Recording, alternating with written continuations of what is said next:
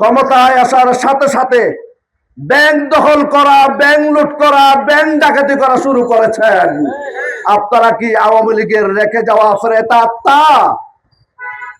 আপনারা তো সেই প্রেতাত্মা যাদেরকে আমরা বলেছি আওয়ামী লীগ বিএনপি একই মুদ্রার পিঠ ও পিঠ।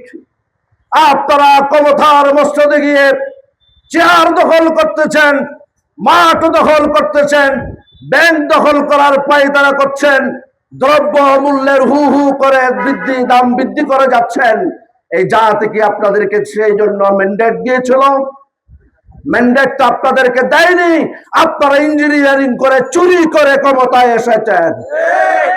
আপনারা রেজাল্টকে ৯-৬ করে ক্ষমতায় এসেছেন।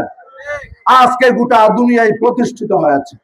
আমরা এখান থেকে পরিষ্কার করে বলে দিতে চাই, জুলাই সনদ বাস্তবায়ন না করে আমরা ঘরে ফিরে যাব না। জুলাই সনদের বাস্তবায়ন করতেই হবে।